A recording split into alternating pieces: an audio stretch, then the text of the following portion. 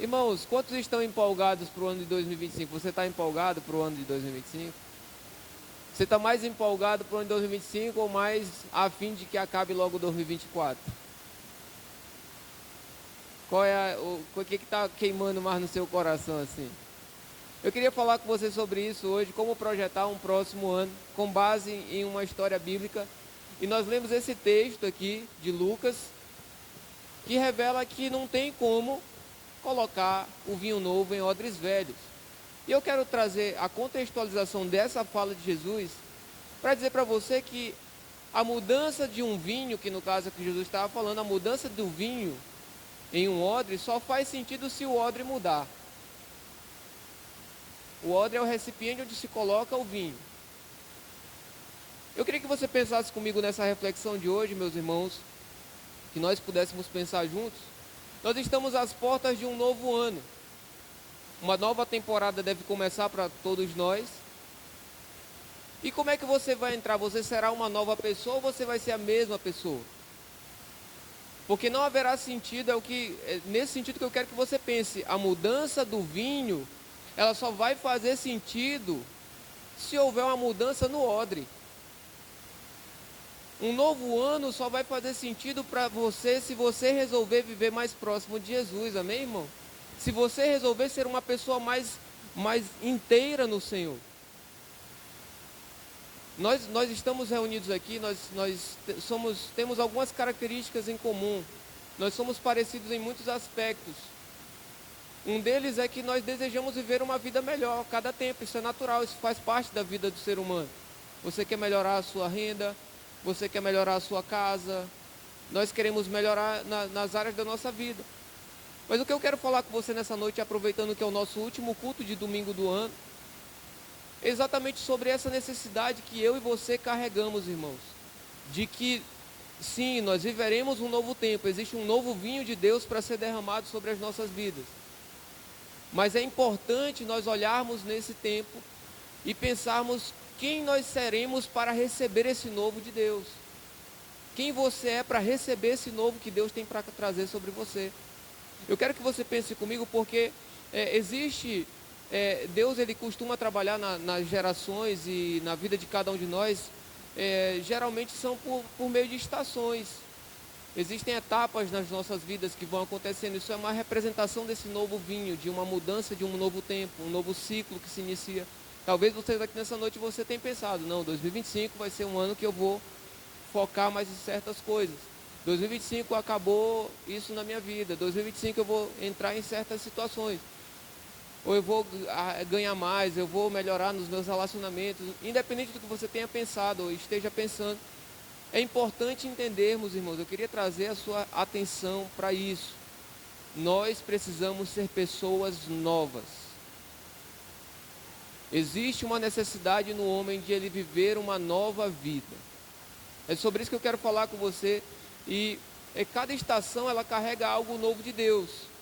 Deus é um Deus de ciclos e de marcos. Qual é o ciclo que você está vivendo, irmão? Você que nos visita nessa noite, você que está aqui ouvindo a palavra, qual o ciclo que você está vivendo nesse tempo? É um ciclo de muitas conquistas? É um ciclo de muitos desafios? É um ciclo de decepções? Os ciclos eles acontecem para todos nós. Mas o que eu quero falar para você é que o novo de Deus, ele requer de nós um posicionamento da nossa parte. Existe um novo de Deus para a sua vida. Diga isso para a pessoa do seu lado. Existe um novo de Deus para a sua vida. Agora diga para ele, mas isso requer um posicionamento da sua parte. Eu quero ler uma história com vocês e com base nessa história eu quero tirar 5 princípios importantes para ajudar você a projetar a sua vida. A história que nós vamos meditar nessa noite, ela está em Lucas, capítulo 17. É uma história que ela desenrola exatamente na vida de Jesus. Capítulo 17, versículos 11 a 18, eu quero ler rapidamente, só para você entender junto comigo. Olha o que diz a palavra de Deus, versículo 11 do capítulo 17 de Lucas, você que está com a sua Bíblia aí. Olha o que a Bíblia diz. Diz assim: a caminho de Jerusalém, Jesus passou pela divisa entre Samaria e Galiléia. Ao entrar num povoado, 10 leprosos dirigiram-se a ele. ficaram a certa distância e gritaram em alta voz. Os 10 leprosos viram Jesus e gritaram: Jesus, mestre, tem piedade de nós. Versículo 14, ao vê-los, ele disse: vão mostrar-se aos sacerdotes. Enquanto eles iam, foram purificados. Um deles, quando viu que estava curado, voltou louvando a Deus em alta voz. Versículo 16, prostrou-se aos pés de Jesus e lhe agradeceu. Este era samaritano. Jesus perguntou: não foram purificados todos os 10? Onde estão os outros 9? Não se achou nenhum que voltasse e desse louvor a Deus, a não ser este estrangeiro. Então ele lhe disse a este homem que foi curado, que voltou para agradecer. Jesus falou: levante-se, a sua fé o salvou. Amém, irmãos? Então, eu quero que você pense comigo, dentro desse contexto aqui, nós vamos tirar alguns princípios nessa noite. Eu tenho certeza que você, assim como eu, nós desejamos receber esse novo de Deus, esse novo tempo, um ciclo mais próximo de Deus, onde você consegue viver uma vida em retidão, onde você consegue cumprir aquilo que você pensou, aquilo que você projetou, onde as portas se abrem de acordo com aquilo que você crê.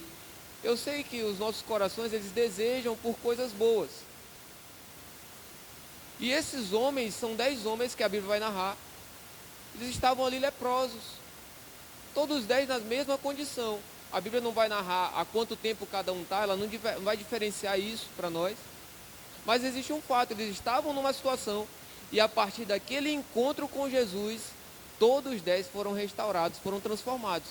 Cada um deles saiu de uma condição das suas vidas e entraram numa outra condição. É isso que eu quero que você pense, irmão. Todos esses homens estavam na mesma condição, fisicamente, na mesma enfermidade, e todos eles foram tirados dessa condição para um novo momento, onde eles estavam curados. Porém, a forma como cada um deles agiu diferenciou muitas coisas. Eu quero falar sobre algumas delas para que você, nessa noite, irmão, irmã, para que você também possa perceber quem você é nesse processo ao qual Cristo aparece, o processo ao qual Cristo vem sobre nós, e Ele libera palavras sobre nós, Ele libera, promessas sobre a sua vida. Quem é você nesse processo? Então, mais importante...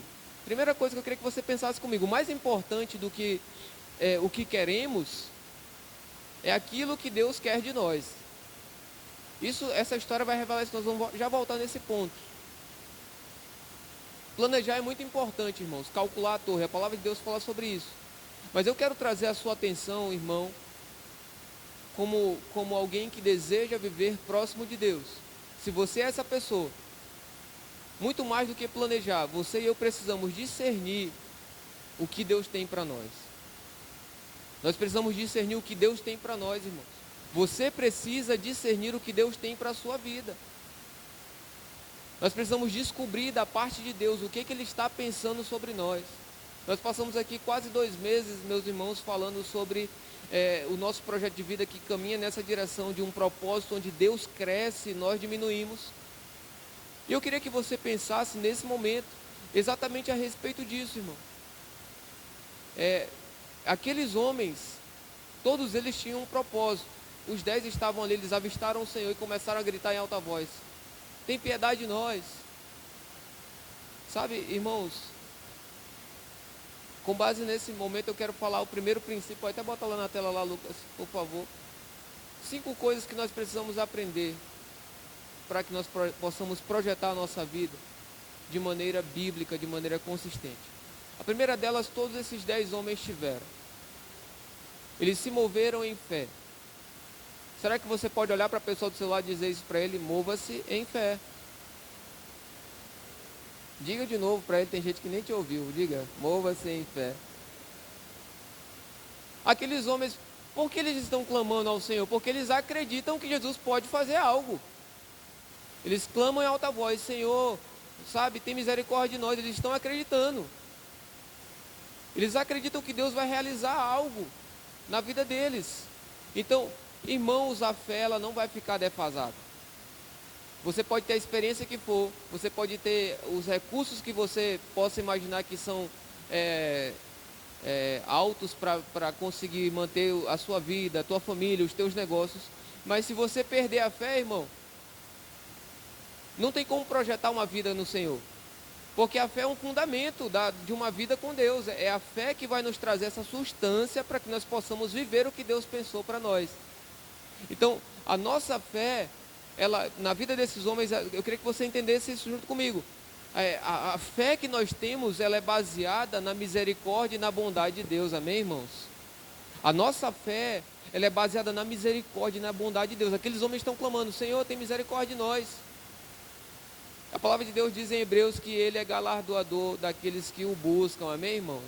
Você é essa pessoa, Deus ele vai te recompensar por isso. Então, sempre existe no Evangelho ao qual nós pregamos e cremos, existe essa realidade de que Deus é um Deus bom e Deus ele quer suprir todas as suas necessidades. Amém, irmão?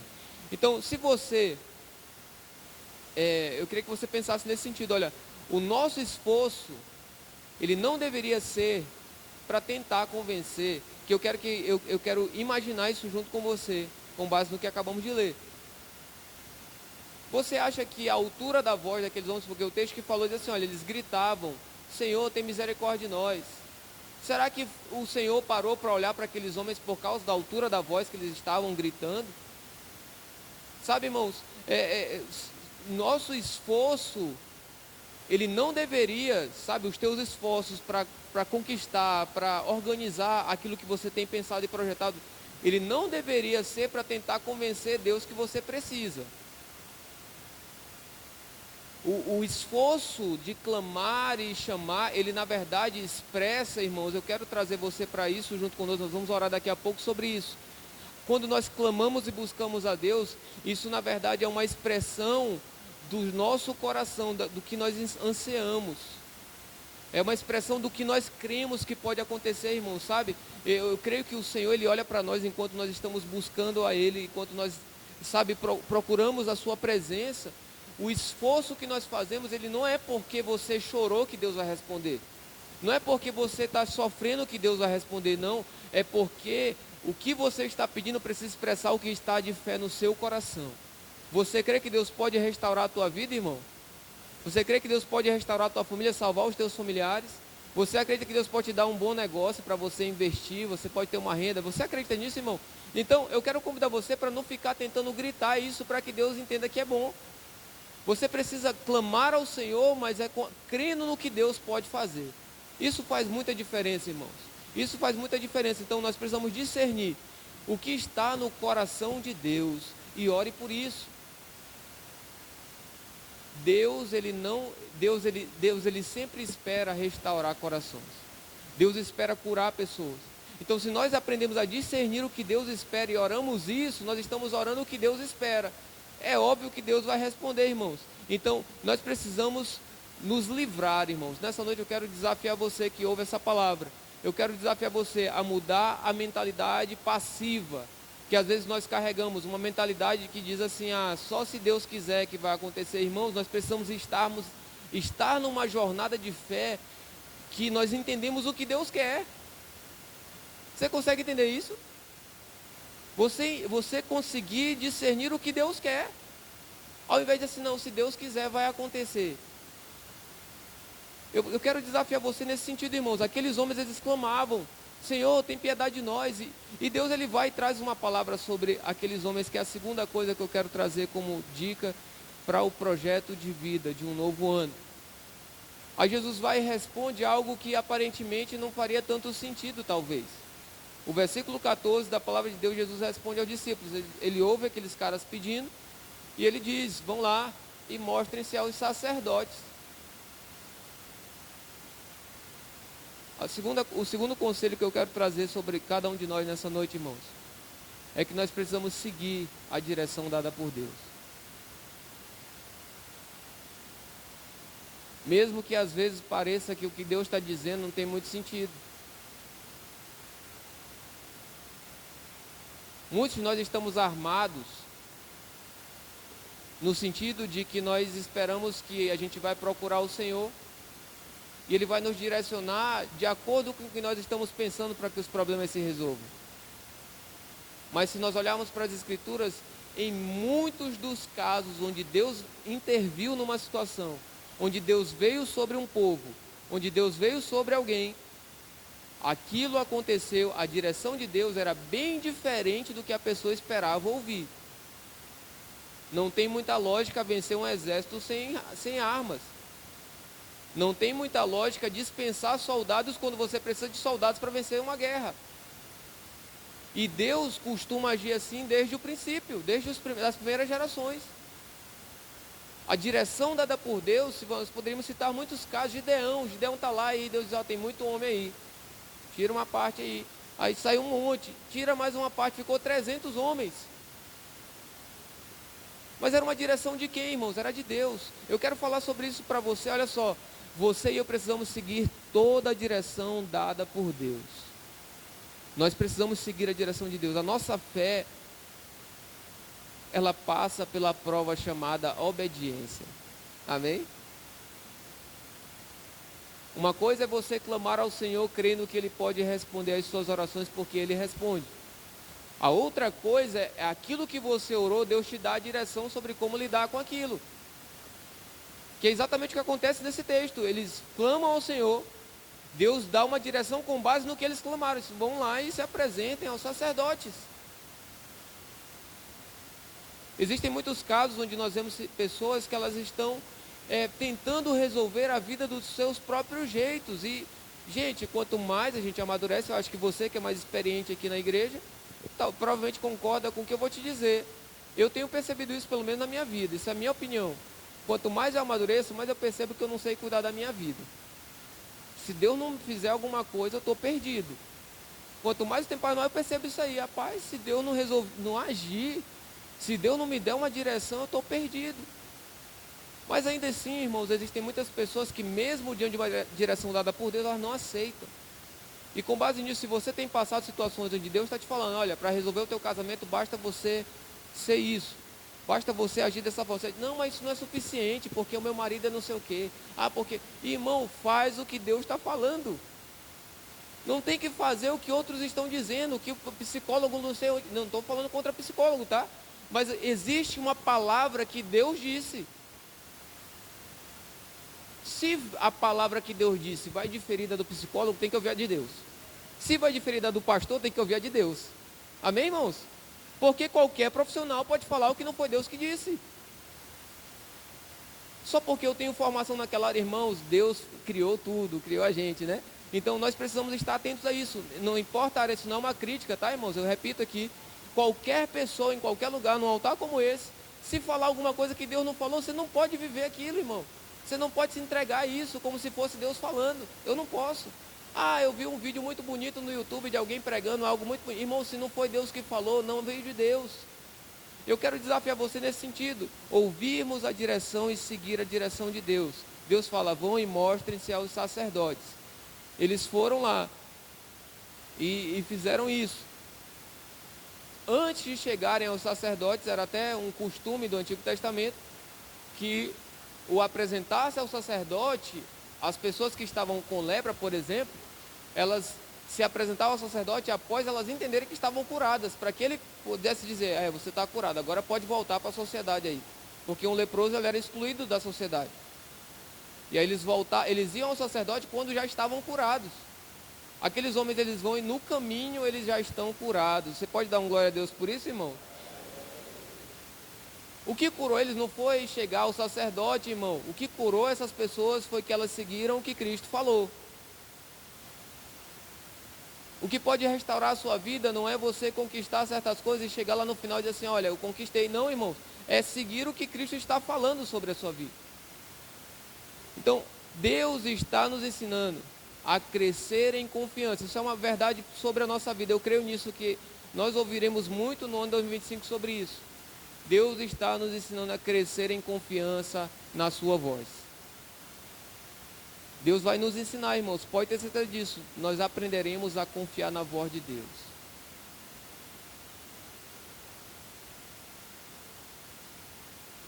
Deixa eu fazer uma pergunta. Do que resolve você se mover ou eu me mover em fé se eu não for transformado?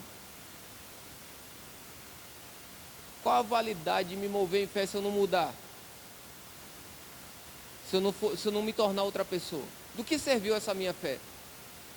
Nós não estamos, irmãos, deixa eu lembrar algo para você muito importante, inclusive você que nos visita, eu falo isso com todo respeito e amor. Nós não estamos aqui por causa de milagres e conquistas, amém? Nós não estamos aqui por causa disso. Nós não estamos aqui para esbanjar, sermos pessoas melhores do que as outras, amém, irmãos? Nós não estamos aqui por isso. Nós estamos aqui para sermos refeitos à imagem de Jesus. É para isso que nós estamos aqui, irmãos. Você está aqui hoje, seja você quem for, vivendo o que você esteja vivendo, você está aqui para ser refeito por Cristo. É para isso que estamos aqui. A imagem daquele que nos criou tem mais a ver, irmão, a nossa trajetória tem muito mais a ver com aquilo que nós estamos nos tornando em Cristo. Amém, irmãos? Você pode dar um glória a Deus bem alto por isso? Repita comigo assim, ó, o grande objetivo de Deus. Não, irmão, vamos falar mais alto. O grande objetivo de Deus, bate no peito assim, diga, é me transformar. Esse é o objetivo de Deus na nossa vida, irmão. Aqueles 10 homens chegaram, e eles seguiram esses dois caminhos. Eles clamaram ao Senhor. Eles conseguiram seguir a direção dada por Deus. Porém, depois disso, houve uma grande mudança para 9 deles.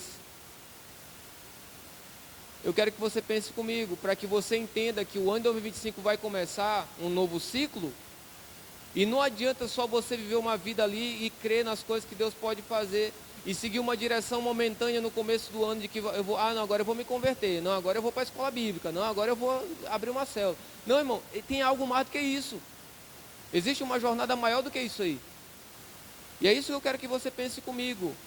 Existe uma dessas 10 pessoas que quando ele viu que ele estava curado, ele disse, rapaz, eu preciso voltar para agradecer. Eu preciso voltar lá no Senhor. O que Ele falou cumpriu na minha vida. Olha só, irmãos, nós somos uma geração, e eu falo isso assim com base no que nós temos visto. A nossa geração, muitas vezes, ela está em busca de resoluções paliativas.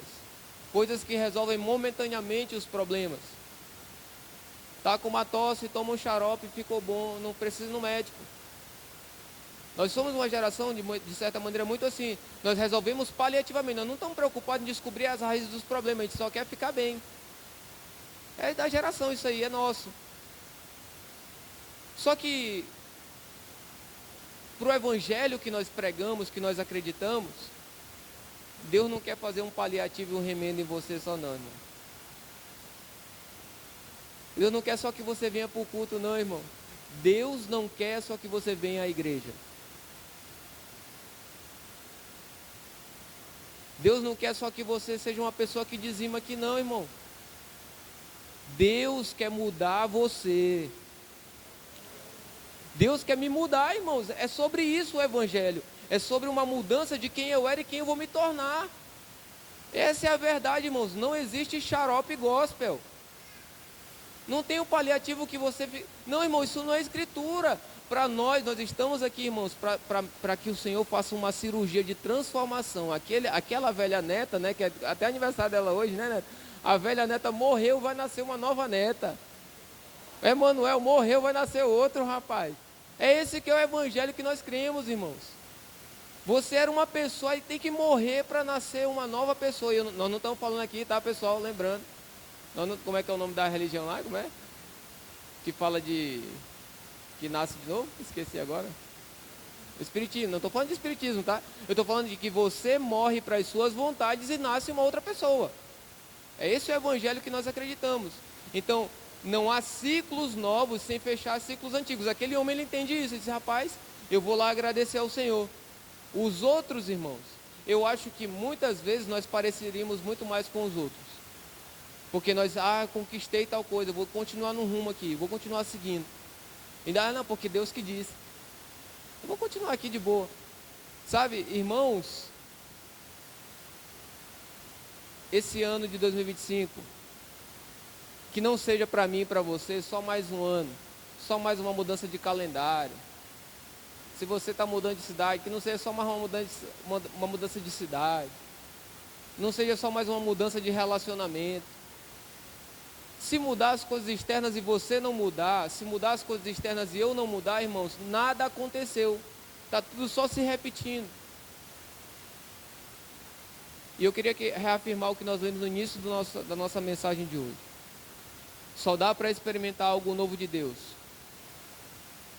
se mudar o odre. Só dá para derramar o vinho novo de Deus se for um odre novo. Se você insistir em ser a mesma pessoa do passado, esperando viver algo novo de Deus, você não vai aguentar. Não dá. O novo de Deus existe um novo recipiente. O recipiente somos pessoas, somos nós, irmãos. No lugar de maturidade, sempre há motivos para a gente agradecer, amém, irmãos? E sabe qual é a motivação de quem entende isso? É porque, sabe aquele cara, o que eu imagino na cabeça daquele cara que voltou, aquele leproso que foi curado e voltou.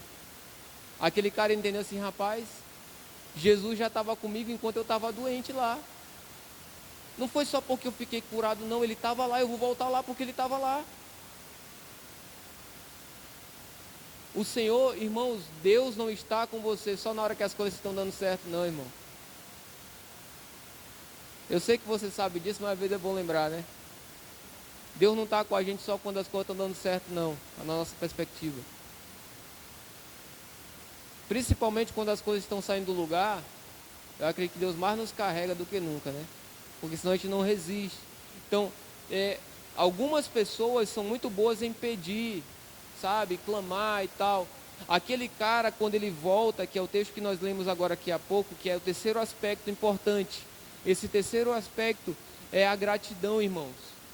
O versículo 15 do capítulo 17. Aquele homem, ele volta glorificando ao Senhor em alta voz. Ele não voltou só, obrigado aí, Senhor, porque o Senhor me curou. Não, ele voltou em alta voz, irmãos. O nível de alegria de saber, Deus, você está comigo. Você deu uma palavra sobre a minha vida. Independente da limitação que você e eu vivemos, irmãos, se você conseguir enxergar a bondade de Deus, você conseguirá andar. Eu creio nisso, a bondade de Deus, ela nos conforta, ela nos aquece. Se nós não enxergamos bondade de Deus nas estações, mesmo que aparentemente não tenha tido nada de bom no que a gente passou, é muito difícil sair da estação de estagnação que a gente passa.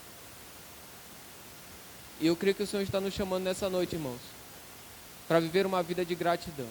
Você tem motivos para agradecer ao Senhor, irmão? Você tem motivos?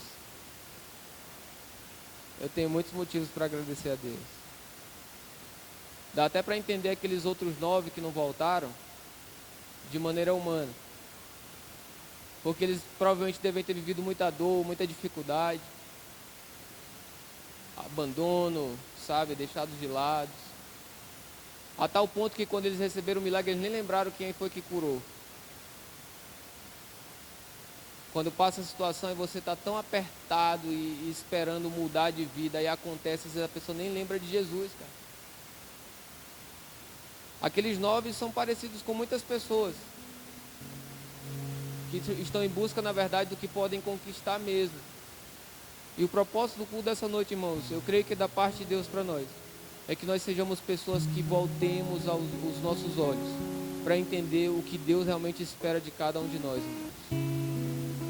O que Deus realmente espera de cada um de nós, irmãos. Isso é muito sério sobre a sua vida. Nós não podemos brincar com o que Deus pensa sobre nós, irmãos. Nós não podemos fazer pouco caso do que Deus está pensando. Nós não podemos achar, não, eu vou lá e depois eu agradeço a Deus.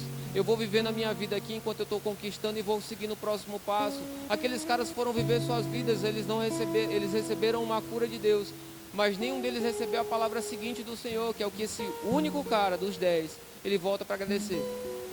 Esse cara consegue perceber que Jesus estava lá antes dele ser curado. Irmão, você consegue ver Jesus na sua vida antes das coisas terem sido resolvidas? Você consegue ver o Senhor? A palavra de Deus nos aponta, irmãos, que essa nova estação, ela tem um propósito. Lendo a Bíblia eu sempre vejo isso. Eu sempre converso com meu pai sobre isso, minha mãe ali, as pessoas mais maduras na fé que eu convivo. Tudo que eu leio na Bíblia eu vejo a mesma coisa. Eu vejo sempre Deus em todos os casos estimulando alguém, em algum momento da história, a viver uma vida de dependência. Dependência aí. Em todos os casos que eu vejo na Bíblia, eu não consegui ver nenhum ainda que não tem isso aí. Das pessoas que estavam desafiadas por Deus, ou por algum profeta, ou pelo próprio Senhor Jesus Cristo, a viver uma estação de dependência. E eu acho, irmãos, que com você não vai ser diferente. Eu acredito que Deus vai te dar uma nova estação, mas essa nova estação vai exigir de você uma dependência maior ao Senhor. A nova estação que o Senhor ele aponta sobre a nossa vida exige de nós um novo nível de dependência a Ele. Um lugar onde você e eu perdemos o controle. Em que sentido? Onde não é a tua experiência, não é a tua renda, não é o teu nível de sabedoria, de qualificações que você fez ao longo da tua trajetória. Não é isso que vai determinar quem você é. É o como você está perto do Mestre. É o quanto você está próximo da voz do Senhor. É o quanto você está grato a esse Deus que continua sendo bom mesmo quando nós não merecemos. É isso que eu vejo que o Senhor faz na vida de todas as pessoas quando eu leio a Bíblia. Quando eu vejo a história, eu vejo só isso. Eu disse, rapaz, Deus está empurrando esse cara para ser mais dependente ainda agora aí. Aí a pessoa é aprovada num nível, aí o Senhor vai estimular para um novo nível. E eu faço uma pergunta para você. Você vai sair desse ano mais maduro ou mais machucado? Porque eu acho que é os dois rumos que dá. Uns vão sair mais maduros, outros vão sair só mais machucados. Aí vão dizer, não, 2025 começou, eu sou uma nova história. Se saiu só machucado, irmão, vai ser mais um ano que vai se repetir. Eu acredito que o Senhor levou todos esses 10. Os caras saíram curados todos 10. Mas teve um que saiu mais maduro ali, irmão. Que eu e você sejamos essas pessoas, irmãos. Olha, abra uma observação aqui, um parêntese. Encontrar culpados na história do que a gente está vivendo, dos ciclos difíceis que a gente passa, encontrar culpados não vai resolver a sua vida. Porque é muito fácil para nós, e eu falo isso entendendo coisas que eu vivo também. É muito fácil encontrar culpados para coisas que não deram certo para mim. É muito fácil dizer, mas porque tal coisa estava acontecendo com tal pessoa e não sei o que, não sei o que. É muito fácil, irmãos. Mas a única coisa que resolve não é encontrar quem for responsável porque tal coisa não deu certo, tal estação não deu certo. É saber o único caminho que as coisas vão dar certo, que é voltando aos pés de Jesus.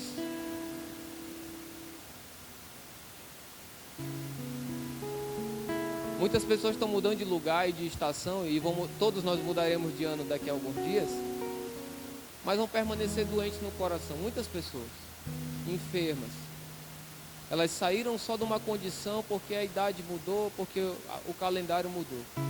Aí mudam de relacionamentos, mudam de igreja talvez, mudam de lugares, mas continua a mesma pessoa, irmãos.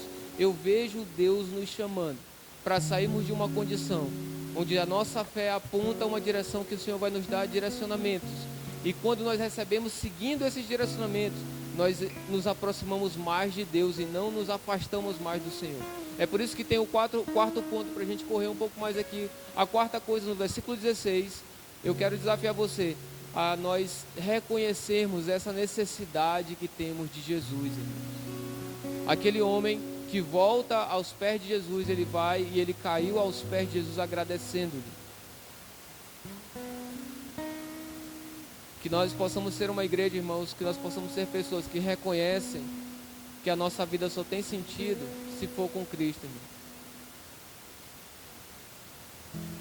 Que nós possamos ser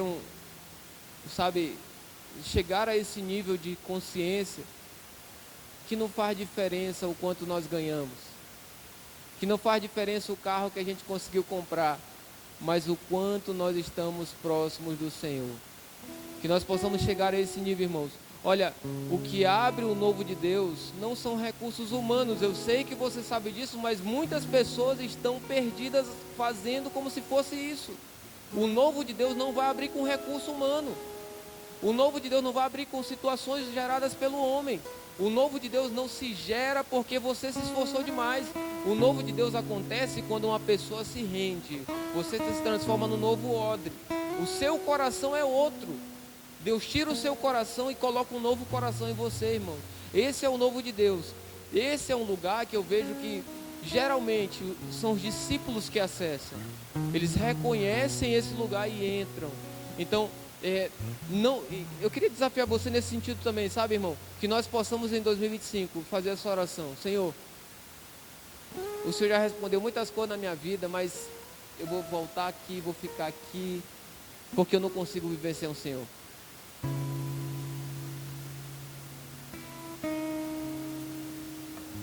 Quem é o seu Deus, irmão? Quem é o meu Deus? Sabe, eu queria desafiar você a ter esse Deus que é um Deus desejado, irmãos. Olha, Deus é um Deus desejado, irmãos. E aquele cara entende isso. Não que nós não sejamos pessoas que ficam numa falsa segurança. Sabe, um falso pódio, onde as conquistas são só coisa que a gente está vendo com nossos olhos ali. Eu consegui isso aqui, deixa eu tirar uma selfie para mostrar no status que deu certo. Não, eu não estou falando contra você comemorar e agradecer, sabe, as pessoas e a Deus pelas conquistas, mas que nós possamos voltar os nossos olhos, irmãos, para a essência, porque é esse lugar que o Senhor está nos chamando, que é o quinto ponto que eu quero falar com você. Que nós possamos, como igreja, para um novo ciclo, para um novo projeto de um novo ano, experimentar a plenitude de Deus. Como é que isso acontece? O texto fala, versículo 19, Jesus pergunta algumas coisas, versículo 17 e 18, Jesus pergunta, cadê os outros? Não voltou ninguém? E tal. Aí ele fala para o cara e diz assim, olha, levante-se, a sua fé o salvou. Sabe, irmão, esse cara alcançou a resposta, a melhor coisa que alguém pode ganhar, esse homem encontrou: a salvação. Olha para quem está do seu lado rapidamente e pergunta para ele, você já é salvo?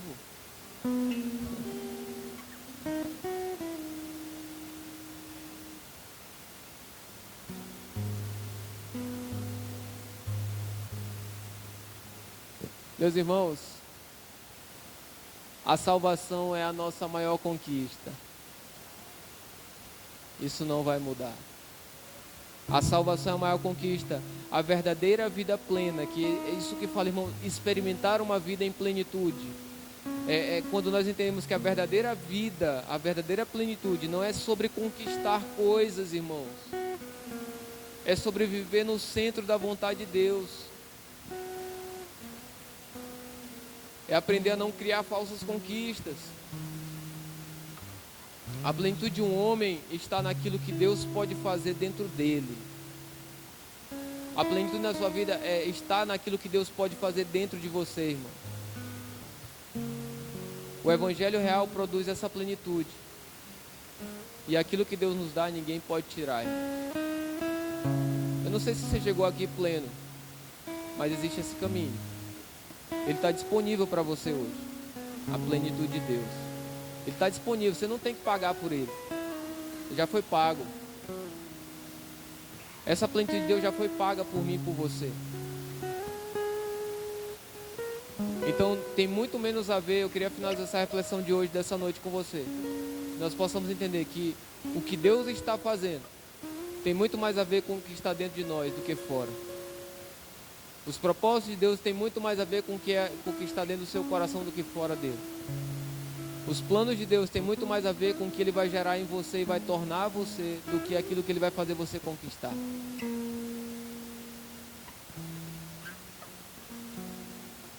Que Deus possa nos direcionar nesse tempo e que nós possamos ser como esse um homem no meio de 10, inclusive samaritano, né? Que se abriu para ser transformado. Recebeu a vida nova no Senhor. E nós estamos falando sobre ele aqui 2000 e tantos anos depois. Que Deus abra os nossos olhos, irmão. Eu tenho orado por você. Que Deus abra os nossos olhos espirituais para que a gente não crie falsas linhas de chegada. A nossa geração, nós precisamos voltar à palavra, irmãos. A gente está falando muito sobre maratona bíblica e todos esses desafios porque tem uma falsa largada, uma falsa linha de chegada, perdão. que foi estabelecida, inclusive como religião, inclusive como evangelho. Tem um falso sendo plantado, irmãos. Isso só vai dar para perceber quem conseguiu buscar ao Senhor e descobrir nas Escrituras o que Ele está falando. Eu vou trazer uma afirmação para nós orarmos nessa noite. Você e eu somos imbatíveis, irmãos, dentro do propósito de Deus. Amém? Diga para a pessoa do seu lado isso aí, você é imbatível dentro do propósito de Deus. Aí olha nos olhos dela e diz assim, seja num palácio ou numa prisão. Alguém que está dentro do propósito é imbatível. Não tem como parar quem está dentro do propósito. Você quer estar dentro do propósito, irmão? Eu quero estar dentro do propósito, irmãos. É por isso que nós prosseguimos para o alvo. Queria convidar você, se você puder no seu lugar, se colocar de pé. Nós vamos orar nessa noite uma oração pedindo que o Senhor, Ele vá fundo dentro de nós mesmos, no profundo do nosso ser.